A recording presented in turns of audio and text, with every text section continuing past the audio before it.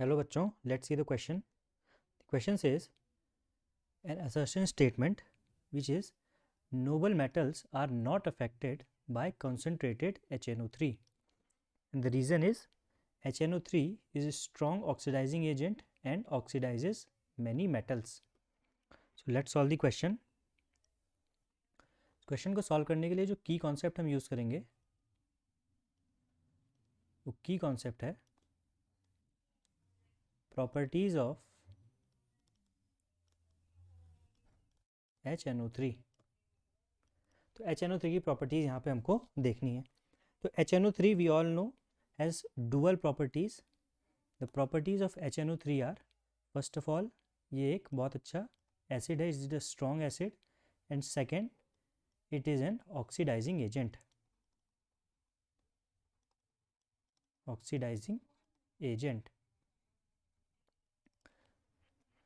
तो यहाँ पे सबसे पहले कहा गया है कि noble metal are not affected by concentrated HNO3. So what are noble metals? हमारे पास तीन नोबल मेटल्स होती हैं. First is AU, then AG, and then PT. AU is gold, AG is silver, and PT is platinum. These three are known as noble metals.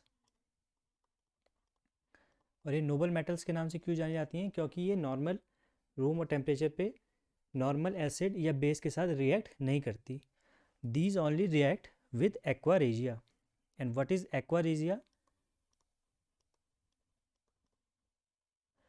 Aqua regia is HCl which is concentrated plus HNO3 which is also concentrated.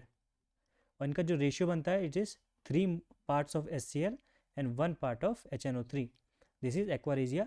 और ये जो तीनों metals हैं ये सिर्फ aqua regia के साथ react करती हैं, नॉर्मली एसिड और बेसिस के साथ रिएक्ट नहीं करती. तो जो फर्स्ट स्टेटमेंट हमें कहा गया है कि noble metal are not affected by concentrated HNO3, this statement is absolutely true.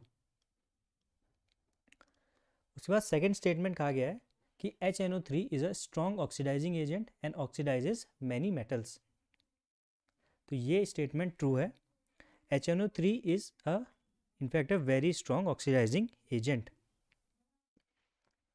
अगर हम HNO3 की कुछ रिएक्शंस को देखें मेटल्स के साथ, सो जिंक की रिएक्शन अगर हम देखें डाइल्यूट HNO3 के साथ, तो जिंक डाइल्यूट HNO3 के साथ रिएक्ट करके बनाता है ZnNO3 whole twice which is zinc nitrate, plus बनता है NH4NO3 अमोनियम नाइट्रेट, और साथ में बन जाता है वाटर. इस रिएक्शन को अगर हम बैलेंस करें so we require 10 moles of dilute HNO3 और हमारे पास बनेगा 4 moles of ZnNO3, 4 moles of zinc भी हमें रिक्वायर्ड है, साथ में बनेगा 3 मोल्स ऑफ वाटर. तो ये रिएक्शन हमारे पास हो जाती है. तो ऐसे ही बहुत सारे मेटल्स के साथ इसकी रिएक्शन होती है एक्सेप्ट दीज नोबल मेटल्स, और ये उन सभी को उनके नाइट्रेट्स में ऑक्सीडाइज कर देता है. सो जो सेकेंड स्टेटमेंट है reason statement, this statement is also true.